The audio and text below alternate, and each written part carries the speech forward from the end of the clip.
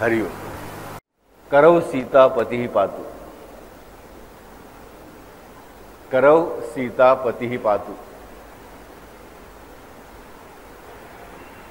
करौ सीतापती पातु. करौ म्हणजे हात, हाताचे पंजे म्हणजे कर. करौ दोन कर म्हणून दोन हात म्हणून करौ. करौ सीतापती पातु. सीतेचा पती असणारा राम माझ्या दोन्ही हातांचं रक्षण करो. शारीरिक हातांचं रक्षण तो करेलच, परंतु कर म्हणजे काय म्हणजे असेल की हे जे दोन हाताचे पंजे आहेत नाही खूप महत्त्वाचे आहेत. कारण ज्याला आम्ही स्किल वर्क म्हणतो म्हणजे कार्यकुशलता, ती कार्यकुशलतेसाठी लागणारं सगळ्यात महत्त्वाचं साधन इक्विपमेंट म्हणजे हा हाताचा पंजा आणि ह्या दोन हाताच्या पंजाची म्हणून 10 बोटं, ह्यांच्यावरच माझी कुशलता अवलंबून असते. मॅक्झिमम लक्षात ठेवा. कौशल्य डेव्हलप करतं माझं मन, पण ते वापरलं जाते दोन हातांच्या साहाय्याने मॅक्झिमम वेळा हे आम्ही लक्षात घेतलं पाहिजे. अपवाद असू शकतात की आम्ही फुटबॉल खेळताना की हातांचा वापर करत नाही, तुम्ही आपण म्हणाल. तर प्रत्येक कुशलता काही हातावर अवलंबून नाही, पण 99% कुशलता मानवाची ही हाताच्या पंजांवर आणि त्याच्या हाताच्या बोटांवरच अवलंबून असते. म्हणजे काय, तर सीतापती राम कशाचं रक्षण करो, तर माझ्या कौशल्याचं रक्षण करो. करौ सीतापती पातु. माझ्या कौशल्याचं रक्षण करो, माझ्या कुशलतेचं रक्षण करो.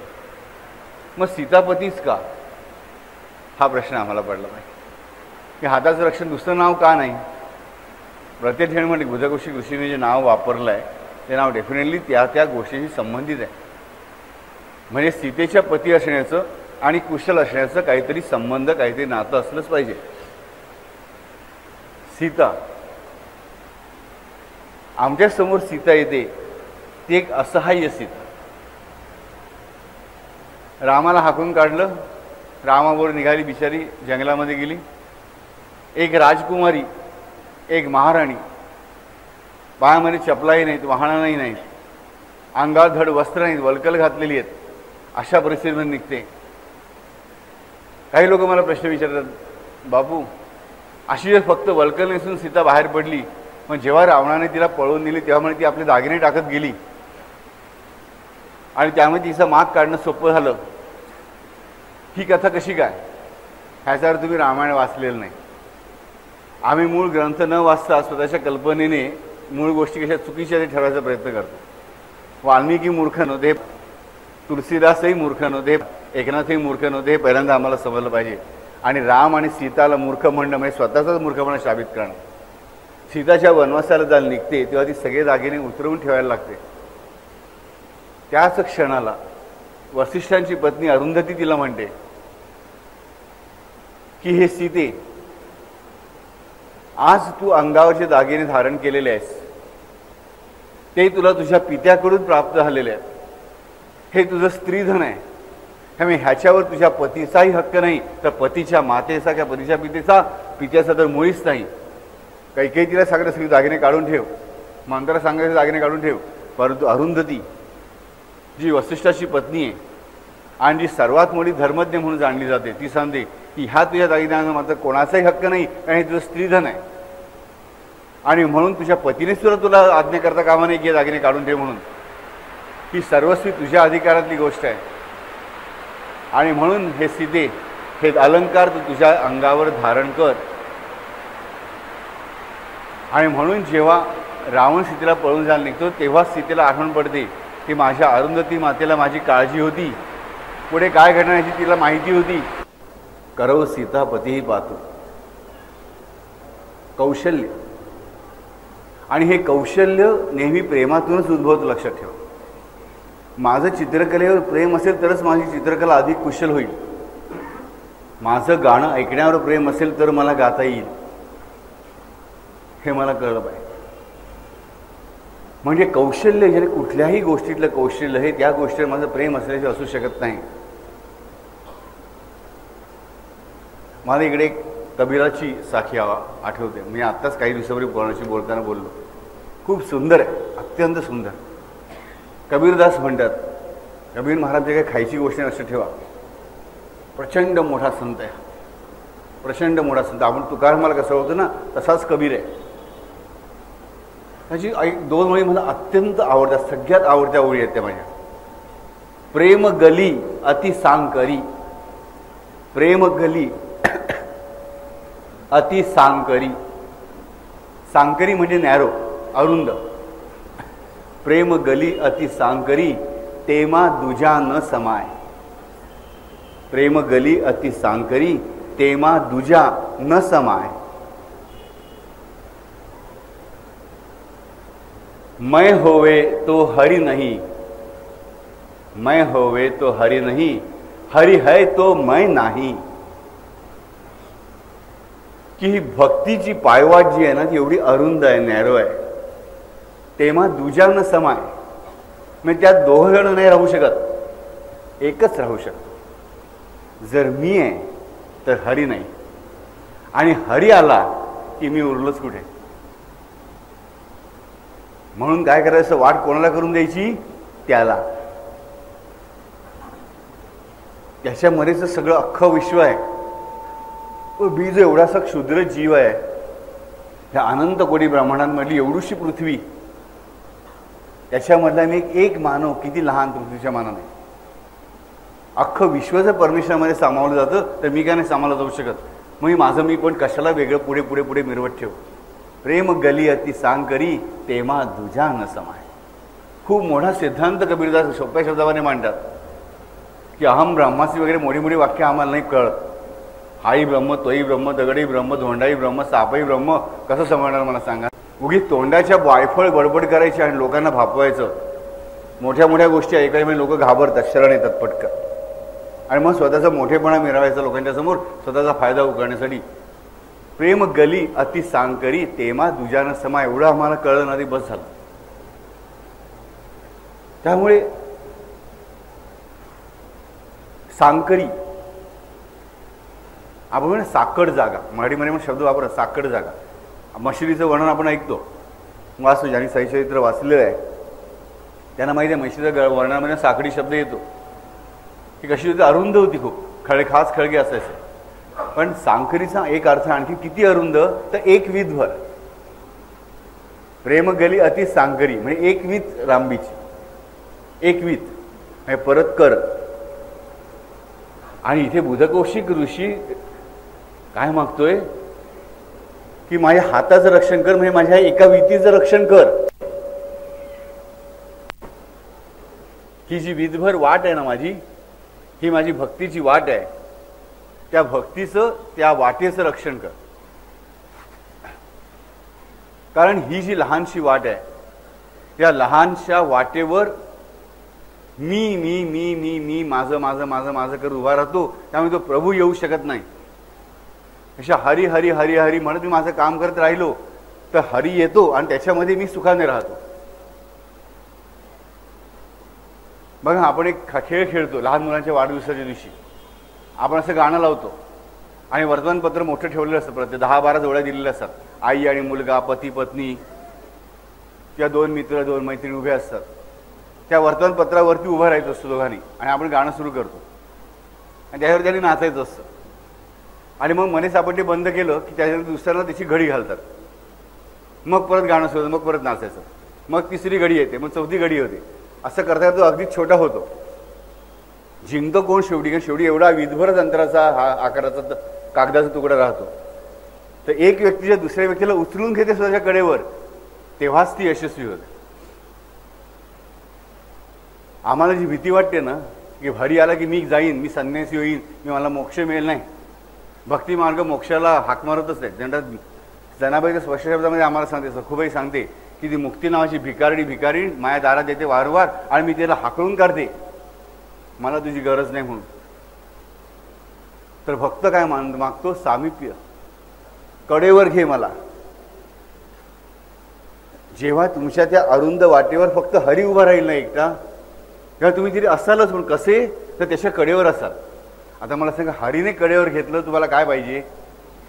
पण तुम्ही म्हणाल मी मी मी मी करत मी उभा राहतो, मग हरी येणार नाही, मग तुम्हाला कडेवर उचलून कोण घेणार? इच्छा तर आम्हाला प्रत्येकाला असते त्याने उचलून कडेवर घ्यावं म्हणून. अरे पण त्याला जागा करून द्या आधी यायला. तुम्ही तुमचं बोरी बिस्तर बाड बिस्तर जर आवरा, कधीतरी कुठेतरी व्यवहारामध्ये नाही तर त्याच्या समोर तरी आवरा. आणि ती जी एक वीत आहे ना, त्या एक वीतीचं रक्षण तो सीतापतीच करू शकतो. तो सीतापतीच. मगाशी आपण इकडे थांबलो की सीता आमच्या समोर येते कशी? एक असहाय्य स्त्री म्हणून.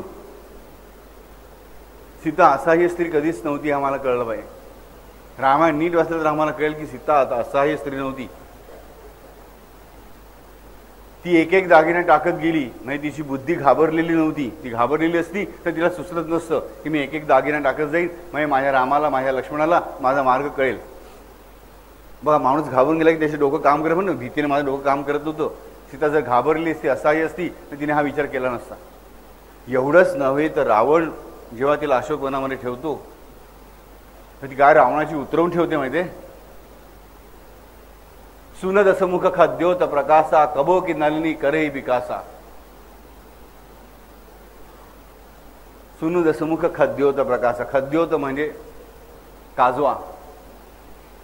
की अरे रावणा, तू काजव्याच्या प्रकाशासारखा आहेस आणि तो माझा राम सूर्यासारखा आहे. कमळ सूर्याला बघून उगवतात. लाखो काजवे एकत्र आले तरी कमळ उगवत नाही, हे नीट लक्षात घे. अधम निलज्ज लाज नाही तोही. स्पष्ट म्हणे की तू किती निर्लज्ज आहेस, हलकट आहेस, नीच आहेस. एकटी स्त्री दशभुवनांचा राजा समोर उभा आहे, मायावी आहे, पण नाही घाबरली, टळकली का? मला सांगा. तिला आम्ही असहाय्य कशी म्हणतो? जी त्याला निर्लज्ज, हलकट, नालायक, नामर्द हे स्पष्ट त्याच्या बायकांच्या समोर म्हणते. सगळ्या स्वतःच्या राण्याने घेऊन आल्या रावण बरोबर, प्रधानाबरोबर घेऊन आलाय आणि त्यांच्यासमोर तू निर्लज्ज आहेस, तू काजव्याच्या प्रकाश एवढा आहेस, मला एकटीला बघून उचलून आणली, ह्याच्यामुळे तुझं मोठं काय शौर्य? भान रघुपतीच्या बाणाचं भान नाहीये म्हणून त्याला स्पष्ट की तुला रघुपतीच्या बाणाचं भान नाहीये, मग या सगळ्या तुझ्या गमजा चालल्या आहेत, लक्षात ठेव. ही असहाय्य नव्हती. आम्ही वर्णन वाचतो सुंदरकांडामध्ये. सुंदरकांडामध्ये आम्ही बघतो तर हनुमंत लंकेत जाऊन पोचतो. रावणाचा सगळा किल्ला बघता बघता एका घरात येतो. तो बघतो तिकडे रामाचं देऊळ आहे. रामायुध अंकित गृह शोभा बरदी न जाई. रामाची आयुध अंकित केलेली आहेत. बाहेर तुळशी वृंदावन आहे.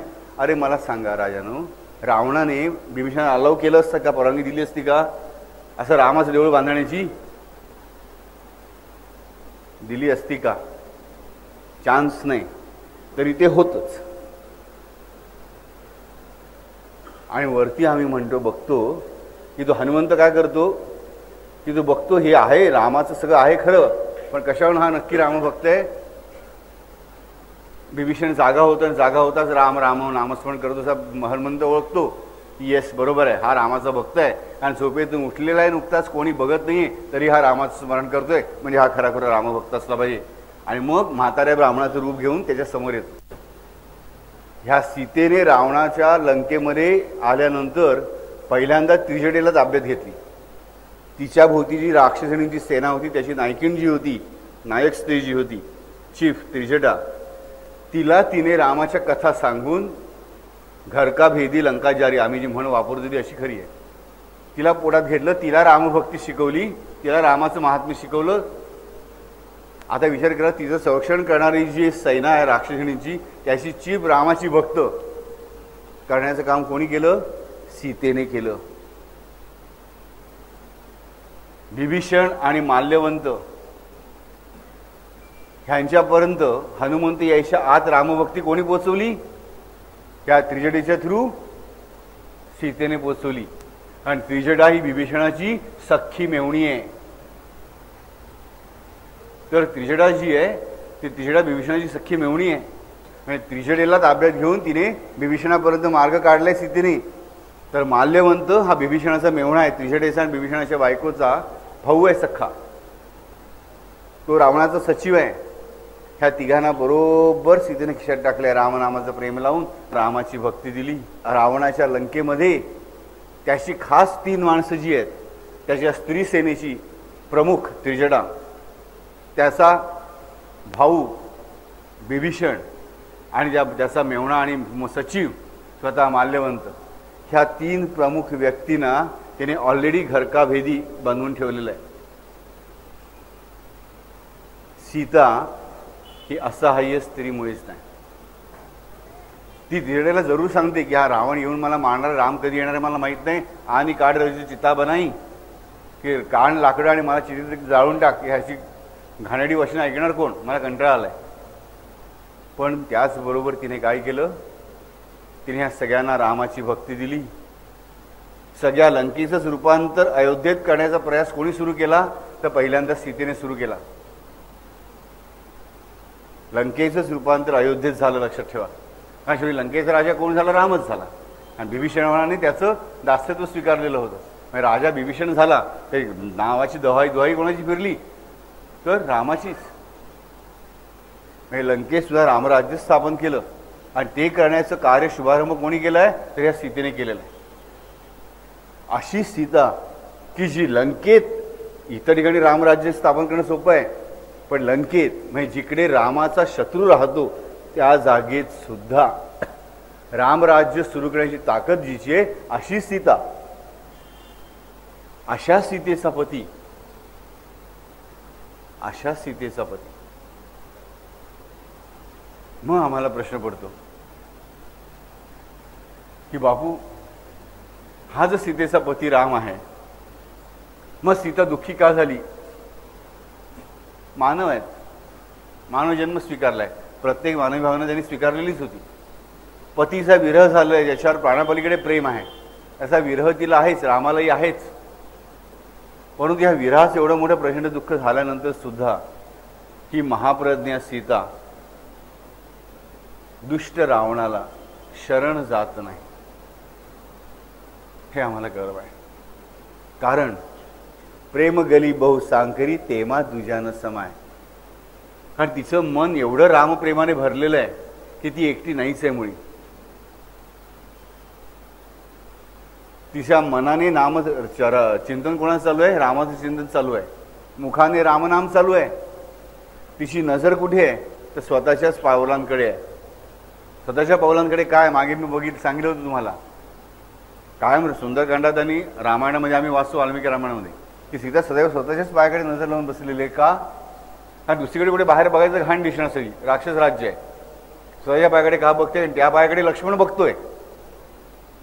कायम लक्ष्मणाची नजर कुठे, सीतेच्या पायांकडे आहे. आणि ती स्वतःच्या पायाकडे का बघते, कारण तिथे लक्ष्मणाची नजर आहे. अशा लक्ष्मणाची नजर की ज्याची नजर सीतेच्या पायांबरोबरच रामाच्या चरणांवर पण आहे, रामाच्या मुखावर पण आहे, रामाच्या संपूर्ण शरीरावर आहे, रक्षणासाठी आहे. अशा लक्ष्मणाची नजर ज्या पायावर पडलेली आहे त्या पायाकडे ती बघते, आणि तिथून तिला रामच रिफ्लेक्ट झालेलं दिसतं. प्रेम गली बहु सांकरी तेव्हा दुजान समाय. मग रावणासारखा महादैत्य जरी आला तर तो नाहीच, कारण सीता सीता नव्हतीच, तसा राम राम नव्हताच. सीता ही सदैव रामाची सहचारिणी म्हणूनच तिचं अस्तित्व आहे, आणि राम सीतेचा पती म्हणूनच अस्तित्वात आहे. मग आम्ही राम सीता असा जप करतो का? तुम्ही कुठल्या बाईचं नाव ठेवलेलं ऐकलंय की राम सीता असं? मला एक बाई दाखवा जिचं नाव राम सीता आहे. पण असे असंख्य पुरुष आहेत की ज्यांचं नाव काय आहे, सीताराम आहे. हे कसं काय? एखाद्या बाईचं नाव कृष्ण राधा आहे का? नाही. मग राधाकृष्ण किती पुरुषांचं नाव आहे? त्या राधाकृष्णी किती स्त्रियांचं नाव आहे? हजारो. उमा महेश्वराभ्याम नमः, तिकडे उमा आधी, लक्ष्मीनारायण तिकडेही लक्ष्मी आधी. का? कारण तिच्याशिवाय तो मिळू शकत नाही म्हणून. अशी ही सीता म्हणजे भक्ती. प्रेम गली बहु सांकरी, ही जी एक वीत आहे ना, ती एक वीतच राहावी, वाढू नये. दुसऱ्या कोणाला तिथे यायला जागा मिळू नये अशी रचना कोण करू शकते, तर सीता करू शकते. भक्ती तुझंच हे शक्य आहे. जेव्हा आपल्या दुसऱ्या समोरच्या साध्या व्यक्तीवर भरपूर प्रेम असतं ना, तेव्हा पहिला नंबर कोणाचा येतो, त्या व्यक्तीचा येतो. बघा, आई असते, लहान बाळ असतं, स्वतःला किती भूक लागलेली आहे, आईने आदल्या दिवशी रात्रीपासून, समजा आता पावसाळा आई अडकलेली होती, आदल्या दिवशी संध्याकाळी 6 पासून दुसरी संध्याकाळी 6 वाजेपर्यंत काही खाल्लेलं नाही आहे.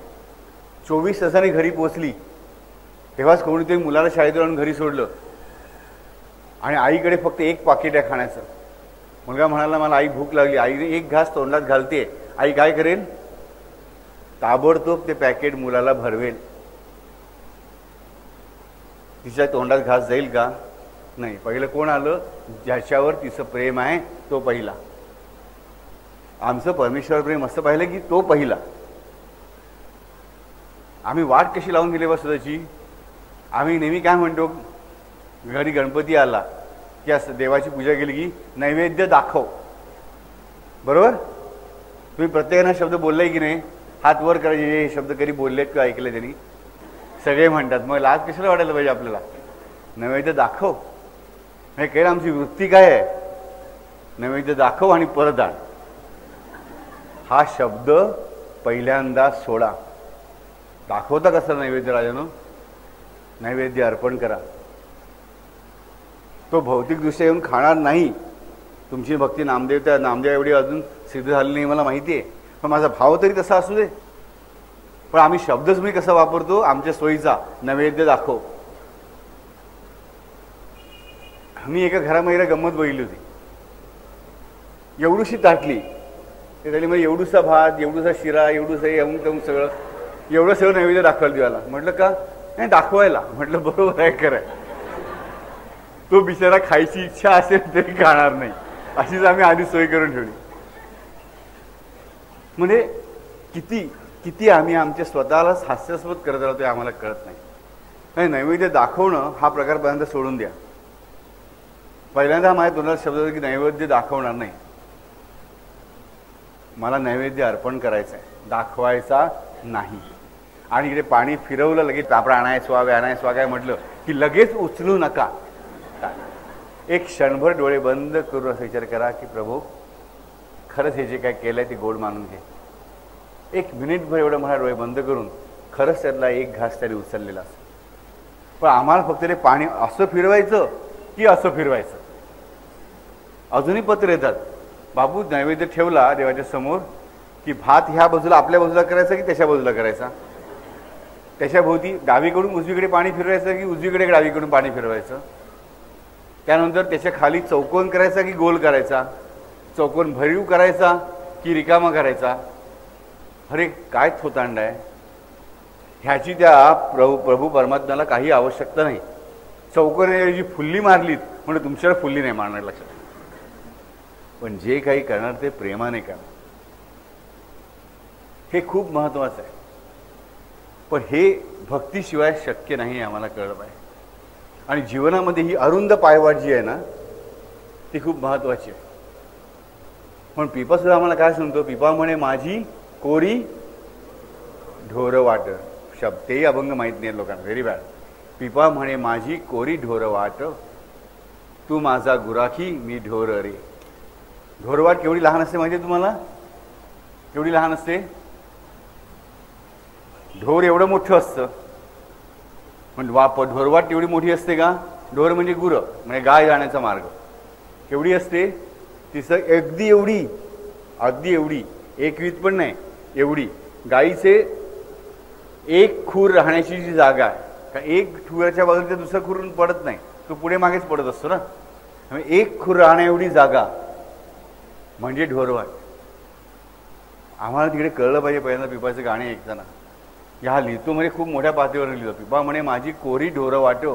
ढोरवाट म्हणजे एक पावला एवढीच जागा की दुसऱ्या पावलाला तिकडे जागा नाही, अशी माझी पायवाट. आणि अखेर जायचं त्याच्याच मार्गाने सगळ्यांना जायचं, लक्षात. आणि ती सुद्धा कोरीच्या कोरीच राहते. म्हणजे आम्हाला कळेल की प्रेम गली आहे ती सांगकरी. हे कसं सोपं आहे, खूप सोपं आहे. पण त्यासाठी काय म्हणायला पाहिजे? तो माझा गुराखी, तू माझा गुराखी मी ढोर रे. म्हणजे गुराखी पुढे चालतो, ढोरं मागून चालतं. हाकायचं काम त्याचं आहे. पण आम्ही ते व्हायची तयारी पाहिजे. आणि हे राखण्यासाठी आम्ही सामान्य माणसं, बाबू आम्ही सामान्य माणसं. आमचं इकडे मन जातं, तिकडे मन जातं, चुकायला होतं, थोडा आळस येतो, सगळे ऋण आमच्यामध्ये असतात. हे बुधकौशिकाला माहिती आहे. म्हणजे रामरक्षा सामान्य माणसासाठीच लिहिली. काय मोठ्या संतांसाठी मुळीच लिहिलेलं नाही त्याने. आणि म्हणे बाबांना मला माहिती आहे तुम्ही चुकता, पण चुकता चुकता सुधारण्यासाठीच, रडता रडता कधीतरी हसण्यासाठी या संतांच्या रचना असतात. आम्हाला कळलं पाहिजे की तो सांगतोय की असंच चुकत मागत असताना सुद्धा भक्ती करत राहा आणि त्या भक्तीचं रक्षण, ती भक्तीच तुमच्या भक्तीच्या वाटेचं रक्षण करेल. भक्तीच भक्तीच्या वाटेचं रक्षण करेल. आता मी तुम्हाला इथे एक प्रश्न विचारतो की इथून एक नदी वाहते, बरोबर? समजा हिमालयातून निघाली आणि समुद्राला जाऊन मिळणारी नदी गंगा. ती नदी वाहते म्हणजे नक्की काय वाहते? पाणी वाहत आहे, बरोबर? सिंपल. पहिल्या प्रश्नाचं उत्तर माझ्या मिळालं की नदी वाहते म्हणजे काय? तर पाणी वाहते. म्हणजे तिथून निघालेलं पाणी वाहत वाहत वाहत समुद्रामध्ये मिळालं, ते मिळालं म्हणजे गंगा संपली? ती चालूच आहे. म्हणजे जर मी म्हटलं पाणी वाहत आहे तर कुठलं पाणी वाहत आहे? सगळंच, उगमापासून मुखापर्यंत म्हणजे समुद्रापर्यंत सगळं पाणी जे आहे ते सगळं वाहत आहे, एका जागेकडे दुसरीकडे जात आहे. म्हणजे नदीचं पाणी वाहत आहे, बरोबर? पण मी दाखवताना म्हणतो ही गंगा नदी, बरोबर? ही गंगा नदी, ही गंगा नदी म्हटल्यानंतर काय प्रॉब्लेम आला मला सांगा? की गंगा नदी म्हणजे काय? गंगा नदीचं पात्र. गंगा नदीचं पात्र, त्या पात्रामधून जे पाणी वाहतं, पात्र स्थिर आहे, पाणी वाहत आहे, पण मी त्या वाहणाऱ्या पाण्यालाही गंगाच म्हणतो आणि त्या पात्रालाही गंगाच म्हणतो. पण ते पाणी तिकडचं नाहीच झालं, मी काय म्हणतो? ही गंगा नदी असं म्हणतो का? नाही. मग मात्र मी काय म्हणतो? हे गंगेचं पात्र आहे. म्हणजे त्या गंगेच्या संपूर्ण त्या मार्गाला मी गंगा कधी म्हणतो? जोपर्यंत पाणी वाहत आहे. पाणी व्हायचं थांबलं, नदी कोरडी पडली की मी त्याला गंगा म्हणत नाही. काय म्हणतो? हे गंगेचं पात्र आहे, हे गंगेचं पात्र आहे. बघा, एखादी व्यक्ती हा देह सोडून जाते, मग मरते, त्याचं प्रेत ठेवलेलं असतं, नातेवाईक घेऊन रडतात. बायको रडते, बायको मिली असते, नवरा रडतो, कोण असेल ते रडतात. त्याला विचारले कुठे गेलास, मला का सोडून गेला? अरे तो पडलेला आहे ना इकडे, सोडून कुठे गेला? साधी गोष्ट आहे ना. ज्याच्या नावाने रडताय बसून ती व्यक्ती तिकडे पडली, झोपलेली आहे. मग तुम्ही म्हणता कसं तू कुठे गेलास? ह्याचा अर्थ प्रत्येक सामान्य माणसाला पण माहिती आहे की हे पात्र म्हणजे नदी नव्हे, हे शरीर म्हणजे मी नव्हे. म्हणजे शरीर म्हणजे तो माणूस असता तर तो शरीर तिकडे पडलेला असता, माणसं कशी रडली असती की अरे मला सोडून का गेला, सोडून कुठे सोडून गेलाय, कुठे जातो तुम्ही कराल ते करून गेला तयार आहे. तुम्ही सांगाल उठून उभा राहा, तू उठून उभा राहील. तुम्ही सांगितलं उलटं, तुम्ही त्याला उलट्या करू शकता, काही पाहिजे ते करू शकता. पण तरी रडतच ना माणसं बसून त्या प्रेताभोवती की कुठे गेलास. याचा अर्थ प्रत्येक सामान्य माणसाला पण अध्यात्माचा नियम माहिती आहे की शरीर म्हणजे आत्मा नव्हे. आम्हाला काय मोठ्या गोष्टी, मोठे ग्रंथ वाचायची जरूर नाही. प्रत्येक सामान्य माणसाने प्रेत बघितलेलं असतं, त्या प्रेताच्या नातेवाईकांना रडताना बघितलेलं असतं की प्रेत तिकडे असून म्हणजे शरीर तिकडे असून सुद्धा ते नातेवाईक रडतात की तू कुठे गेलास. याचा अर्थ सामान्यातल्या सामान्य माणसाला सुद्धा, अशिक्षितातल्या अशिक्षिताला सुद्धा आणि नास्तिकातल्या नास्तिकाला सुद्धा हे मान्य असतं की शरीर म्हणजे तो नव्हे. आणि जर माणसं रडलीच नसती, ज्याने दुःख केलंच नसतं, बरं आहे ना शरीर माझ्याकडे जपून ठेवलं असं, मसाले बिसाले भरून काहीतरी करून. आम्ही कसे प्राण्यांचे देह भरून ठेवतो की नाही, भुसा घालून ते ठेवून दिलं असं प्रत्येकाने आपल्या माणसाला. त्याचा उपयोग काय? म्हणजेच अध्यात्माचे मोठे ग्रंथ काय वाचायचे जरूर नाही. आम्हाला उपजत परमेश्वराने ज्ञान दिलेलं आहे की शरीर म्हणजे तू नव्हेस. तर त्या शरीराशिवाय जो आहे कोणी, जो बाहेर पडला की त्या शरीराला काही किंमत उरत नाही, तो तू आहेस. गंगेचं पात्र म्हणजे गंगा नव्हे, गंगेतून वाहणारं पाणी म्हणजे गंगा. उद्या गंगेने आपली दिशा बदलली तर नवीन मार्गाला आम्ही गंगा म्हणू, त्या जुन्या पात्राला आम्ही गंगा म्हणू का? नाही म्हणणार. हे लक्षात ठेवा. पाणी म्हणजे जीवन. पाण्याला नावच म्हणजे संस्कृतमध्ये जीवन हेच आहे. पाणी म्हणजे जीवन. आम्ही जीवन पण अशीच गंगा आहे, लक्षात ठेवा. ज्या गंगादेवर कसे अनेक घाट आहेत, ह्या घाटावर उतरलो आंघोळ केली, पुढच्या घाटावर गेलो आंघोळ केली, तसं ह्या जीवनाचा प्रवाह जो सुरू आहे ना, त्यामध्ये अनेक जन्मांचे अनेक घाट आहेत. माझ्या मागच्या जन्मांचे घाट मी मागे सोडून पाणी पुढे वाहत आलेलं आहे, पुढचे अनेक घाट लागायचे आहेत. हे घाट आम्हाला कळलं पाहिजे की या जीवनाच्या प्रवासामध्ये मी जो आतला कोणी आहे, शरीराच्या आतमध्ये असणारा, तो ह्या अरुंद पायवाटेवरूनच चालला पाहिजे.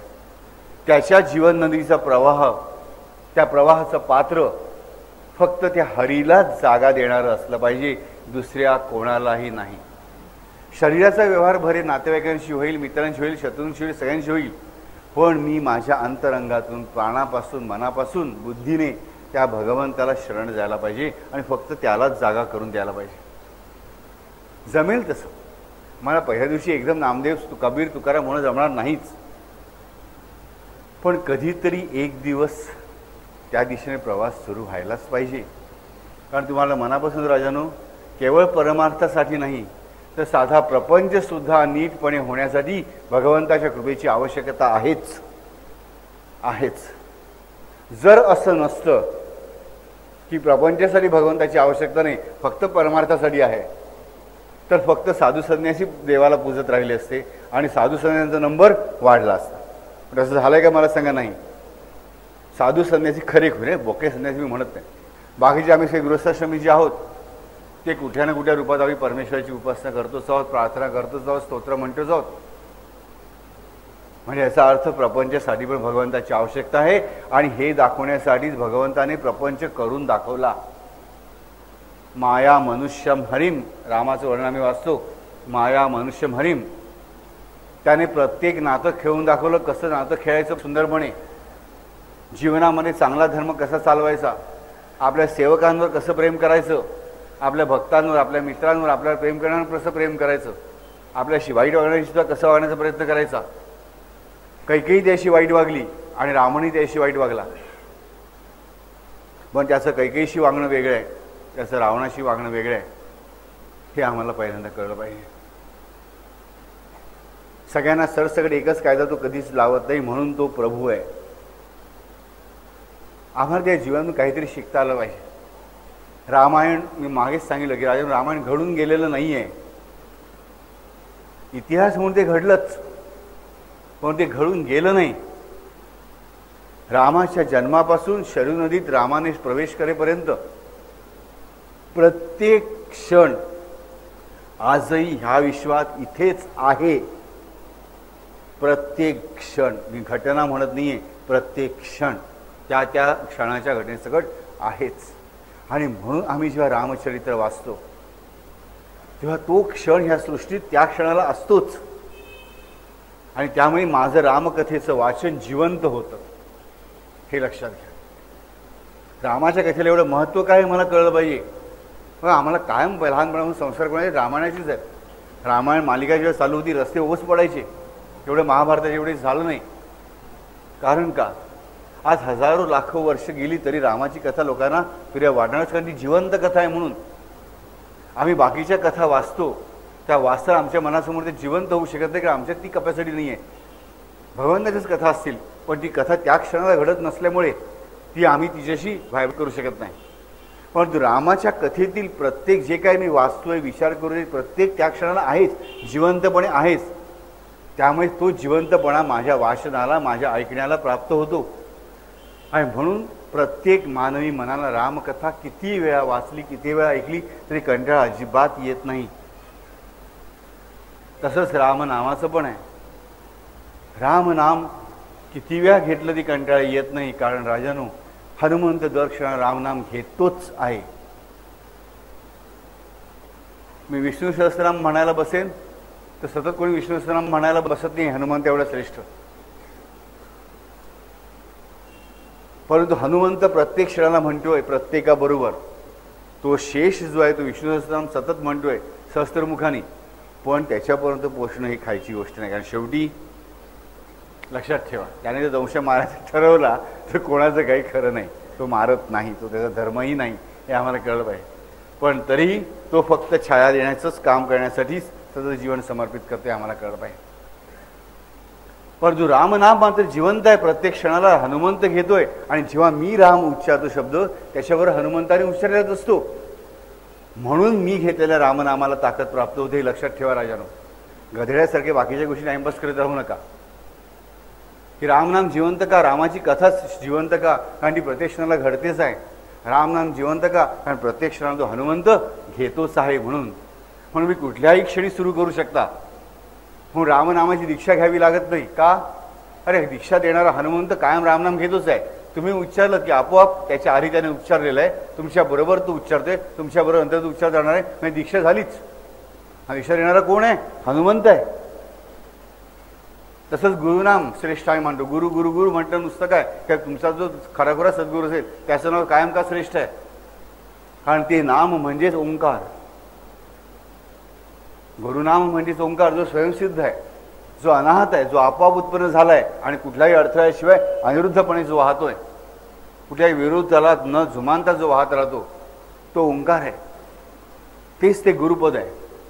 पण माझ्या गुरुचं नामस्मरण जे काही करतो ते असंच आपोआप सिद्ध असतं. त्यासाठी मला कोणाकडून दीक्षा घेण्याची आवश्यकता नाही, कारण ते स्वतःच सिद्ध आहे. हे आम्हाला कळलं पाहिजे. आम्ही आमच्या आयुष्यामध्ये हे शिकलं पाहिजे. मोठे मोठे ग्रंथ बरीच मंडळी वाचतो, भारंभार वाचतात आणि स्वतःच्या डोक्याचं अक्षरशः खोबरं करून टाकतात. ह्याला मी नरोटीची उपासना म्हणतो. नरोटीची उपासना. नरोटी म्हणजे काय? करवंटी. नरोटी म्हणजे करवंटी. नारळ आमच्या हातात दिला त्याला आम्ही काय म्हणतो? श्रीफळ. हाताला काय लागते? पहिल्यांदा करवंटी, बरोबर. तो नारळ फोडायचा असतो, आतला नारळ खायचा असतो, पाणी प्यायचं असतं आणि करवंटी जाळण्यासाठी इतर कामासाठी किंवा फेकून द्यायची असते. पण आम्ही नेमके काय करतो? बाहेरची करवंटी फोडून आत जाणार कोण? आम्ही शरीर म्हणजेच मी समजत राहतो. म्हणजे आम्ही नरोडीचीच उपासना करतो. त्यामुळे आतलं मन रूपी तो नारळ आणि अशाही आत असणारं ते अत्यंत गोड प्रेमरूपी पाणी आम्हाला पिताच येत नाही. आम्ही फक्त हे वास्तवातलं जग, पैसा, अडका, घरदार एवढंच सत्य मानत राहतो. त्यामुळे आमच्या हातात उरते काय? फक्त करवंटी. आतला नारळ सुकून जातो, आतलं पाणी सुकून जातं, सळून जातं, आम्हाला खायला मिळत नाही. हातामध्ये मिळते ती फक्त करवंटी. उपयोग काय? भीक मागण्यासाठी फक्त, बाही काय. ह्याला मी म्हणतो नरोटीची उपासना करतो आम्ही. आणि उपासना करायची, हातात नारळ आलाय, श्रीफळ आलाय, तर नारळ खा आणि आतलं पाणी प्या ना. पण त्यासाठी नारळ फोडायला हवा. हा नारळ त्या परमेश्वराच्या पायावर फोडायला हवा. खरं खरं जाऊन डोकं आपलं नका, अशा असं चाळी नाही, असं डोकं फोडणं नाही, तर खरी डोकेफोड करा. आम्ही ग्रंथ वाचून जी डोकेफोड करतो ना, त्याऐवजी त्याच्या चरणांशी आपल्या डोकं पूर्णपणे आपलं मस्तक वाहा, शरण जा त्याला. प्रेम गली अति सांकरी, ती सांकरीच राहण्यासाठी. मी मी मी मी करत राहिला तर राजानो की ती वाट खूप मोठी मोठी मोठी होत जाते आणि त्या वाटेवर भगवंत येत नाही.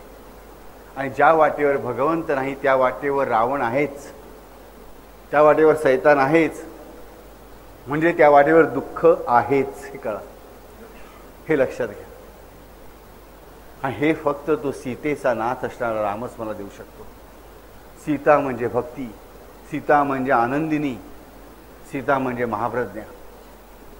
पण माझ्यासाठी आधी ती भक्ती स्वरूपात यायला हवी, तर ती आनंदिनी स्वरूपात कार्य करेल, तर ती महाप्रज्ञा स्वरूपात कार्य करून माझ्या बुद्धीला जागृत करेल. म्हणून मला सीतेच्या नाठाला आठवायला हवा. संकटामध्ये सुद्धा एकटी असून आम्ही बघा, 2 सैन मारायला गुंड आले, आम्ही घाबरून पळतो. हजारो राक्षस पसरलेले आहेत, जे घोडे खात आहेत, म्हैस खात आहेत, बकऱ्या खात आहेत, माणसं खात आहेत, वर्णन आम्ही वाचतो. अशा 11-11 राक्षसांमध्ये सुद्धा एक सीता न डगमगता राहते, हे लक्षात ठेवा. आणि 1-2 दिवस नाही तर अनेक महिने निष्कलंकपणे ही तिची ताकद लक्षात घ्या. आणि म्हणून तिचा पती म्हणजे जो तिच्याही पलीकडचा आहे, तो आमच्या या हातांचं रक्षण करू, आमच्या ह्या वीतीचं रक्षण करू, या वीतभर ढोर वाटेचं रक्षण करू. हाताच्या कौशल्याचं रक्षण करणारच आहे. पण खरं माझं कौशल्य कशामध्ये आहे की माझी जी पायवाट आहे ना जीवनाची, ती एक वीतीचीच राहू दे, ती ढोरवाटच राहू दे. फक्त एकच पाऊल पडेल, दुसरं पाऊल पडणारच नाही. त्याच जागेवर दुसरं पाऊल पडलंच पाहिजे. प्रत्येक पाऊल माझं पुढे जायलाच पाहिजे. एक पाऊल टाकत मला पुढे जायलाच पाहिजे. एकाच ठिकाणी 2 पावलं नाहीत. आणि 1 पावलाचीच वाट कायम राखण्याची जबाबदारी त्या सीतापती रामाने स्वीकारलेली असते. म्हणून बुधकौशिक ऋषी स्ट्रॉंगली आम्हाला सांगतो की करव सीता पती ही पातू. ह्या माझ्या विधभर अंतराचं, ह्या माझ्या 2 हातांचं, ह्या माझ्या हातांचं, हातांच्या बोटांचं, या कौशल्याचं रक्षण हा जानकी नाथ करो. हरिओम.